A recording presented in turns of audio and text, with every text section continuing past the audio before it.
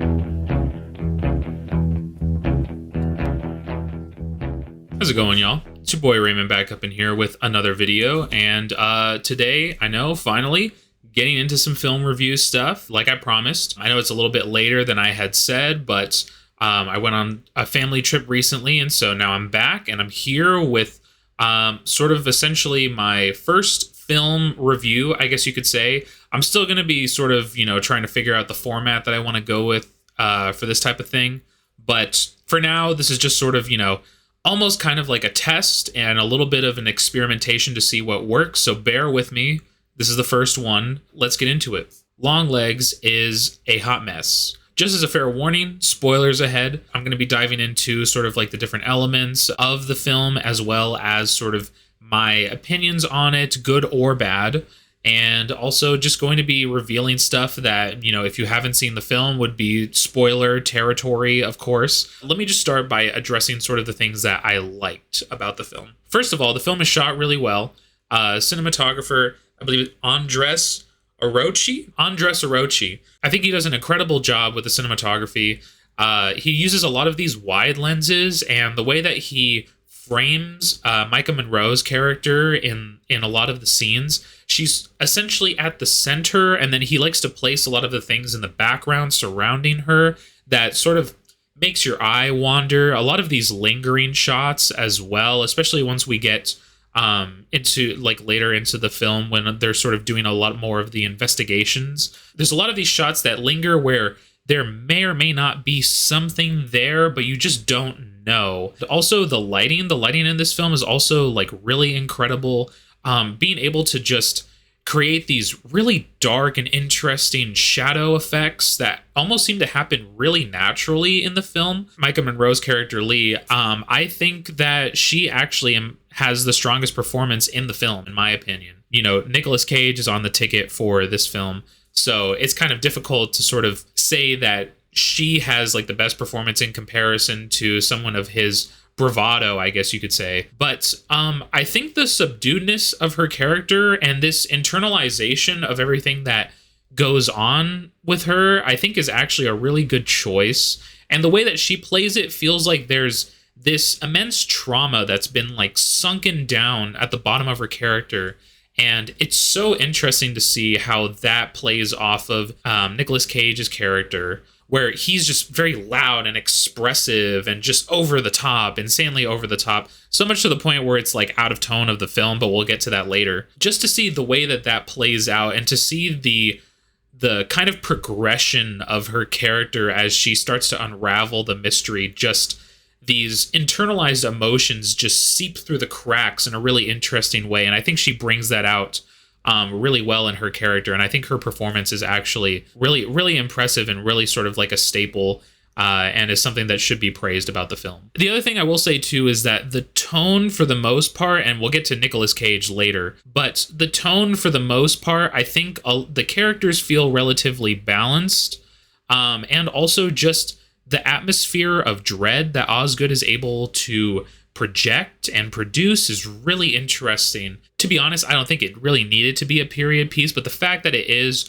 sort of gives it a little bit more of this gritty edge to it. Obviously, the whole film is shot on film as well, and so just everything just looks like, it's very in place. I'll give Osgood some props for that. To give a brief summary of the plot, it's essentially this crime, thriller, horror type of genre that takes very heavy inspiration, obviously, from films like Zodiac, from Seven, from Silence of the Lambs especially, and it tries to sort of combine all of these elements of these staples of the detective noir crime thriller, and it tries to just combine them all into this one film and then sort of make it like a horror adjacent type of genre film. I think it succeeds at some of them, but most of the time it doesn't really succeed at a lot of them. Micah Monroe's character, Lee Parker, her character is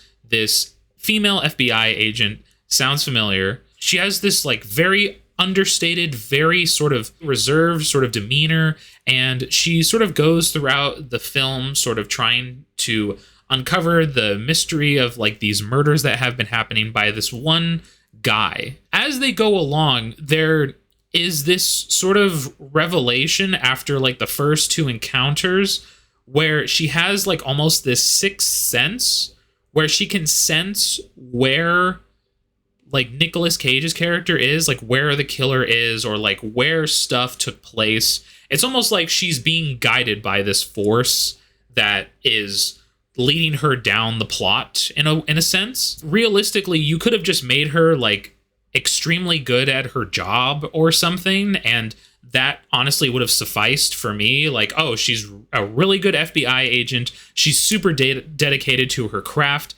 And she's like one of the only ones out of her whole department that's able to track down and put the clues together and everything.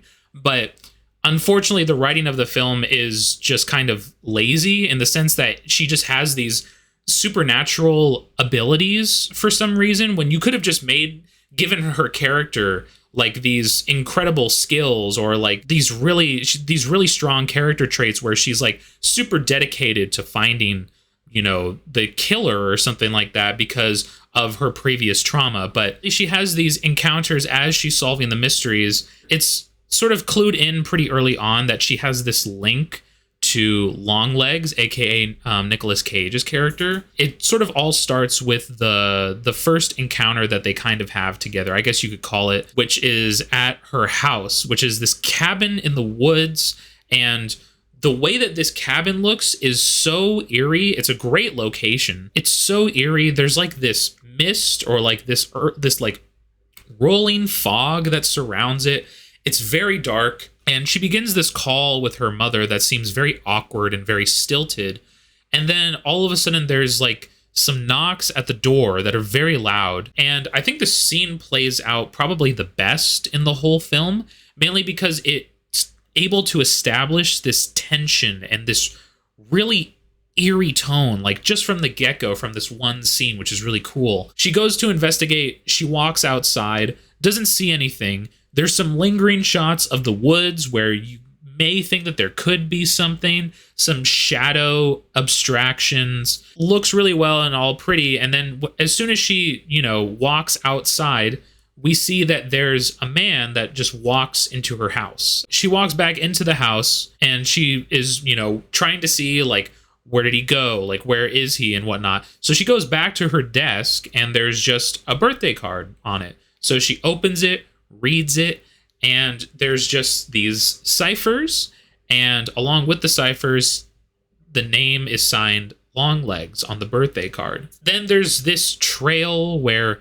the women that have been killed in the murders all have the same birthday, and then she starts to realize that she has the same birthday and that her birthday is coming up in like a week after she gets this birthday card. All the clues are essentially starting to come together in this one scene, and the audience is also clued into the plot. It's really from this point on where the film starts to include and add other elements that makes it very convoluted. Throughout the film, we keep seeing these flashbacks to her childhood, and the film even starts with a flashback to her childhood where this little girl essentially encounters Longlegs very early on, but we don't know what it means until like the very end, essentially. So she's sort of starting to put the pieces together while also experiencing these, I guess you could say, visions or experiences as she's investigating.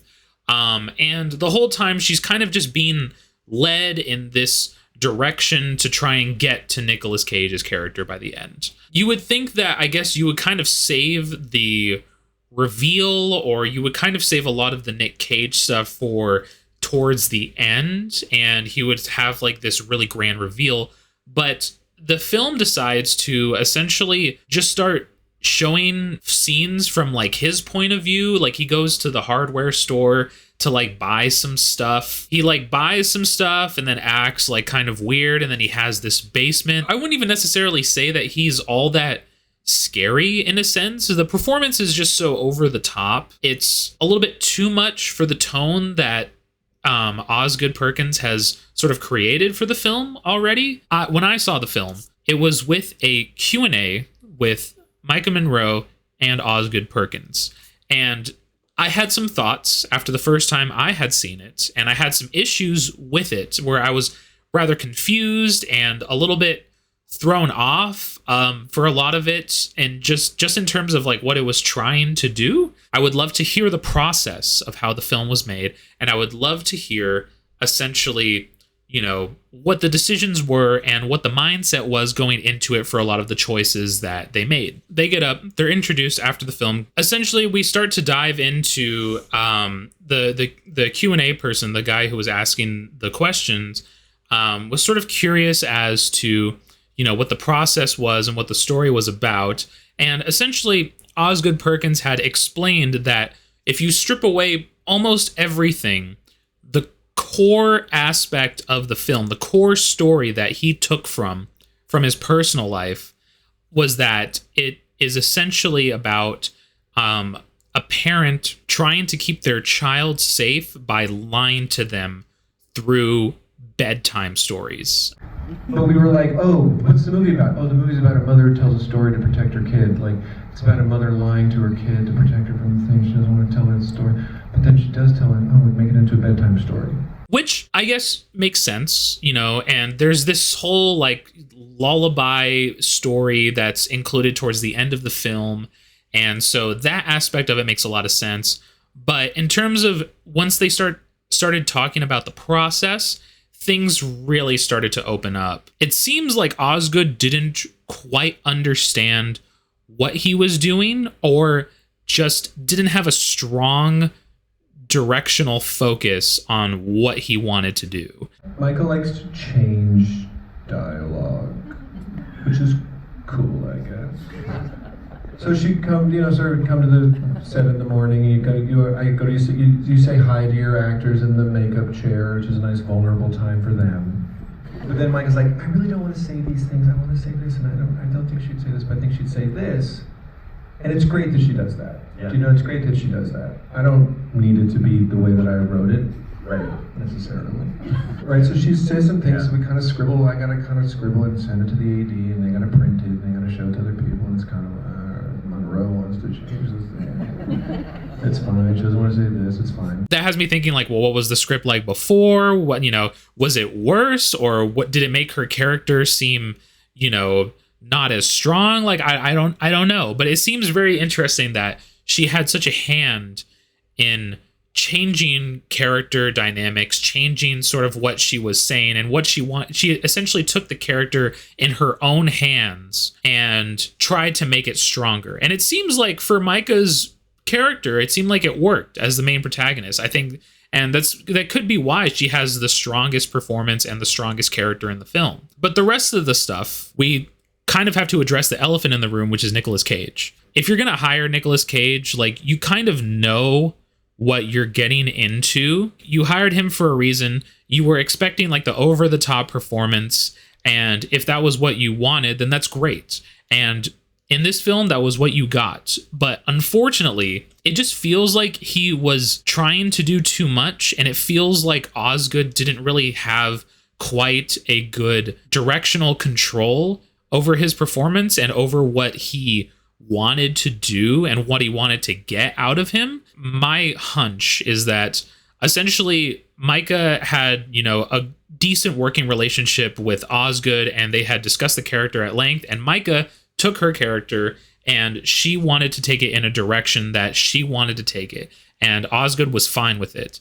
And it seems like Osgood hired Nicolas Cage because he just wanted him to be Nicolas Cage, especially in his own scenes where we see it's just him interacting with the world around him. You know, has all of these like frantic moments and these weird, very expressive, theatrical screams and yells and just this weird stuff to add quirk to his character. It seems like Osgood just kind of let him off the leash and didn't really bother trying to direct him all that much. And unfortunately, the performance just comes off as kind of corny and a little silly. It just is so off-putting when it comes to the tone that Osgood had already set in the rest of the film with the rest of these characters. These very serious tone, this atmosphere of dread, and here's Nicolas Cage essentially doing his Nicolas Cage thing, being super dramatic, over the top, and theatrical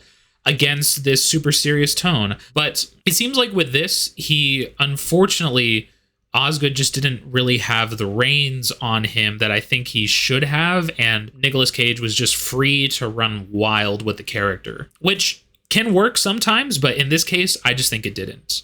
Some of the rest of the side characters, I think everybody else is fairly decent, but all of the performances, unfortunately, when it comes down to their impact on the story, don't really add all that much. I think the mother is a fairly interesting character portrait, but I know she's supposed to be a little bit older, but she seems kind of young for the role, I thought. She looks like they tried to make her look like she was like 60 or 70, but she looks like she's like 40 or like 35 or something. She doesn't look that much older than Micah, to be honest, but maybe that was intentional. I don't know. Once the film starts adding a lot of the elements halfway through, we get this doll that all of a sudden they find in this barn, and the doll supposedly has like supernatural powers. What does the doll mean? The doll is supposed to be like this conduit, essentially, for Longlegs, and so that he can control people or something. The mother has these weird supernatural abilities. Like, is she a ghost? Is she just a figment of Lee's imagination? Like, we don't know, really. It tries to add all of these elements, and so by the halfway point, you're kind of just sitting there going like, okay, well, they've introduced all this stuff and all these different angles that they could take this film in. Which one is it sort of going to go into? Is it going to become sort of like, is it going to stay with this psychological crime thriller horror detective thing? Is it going to go down the road of like this more satanic child supernatural kind of film, or is it just going to try to do like a bunch of these elements all together?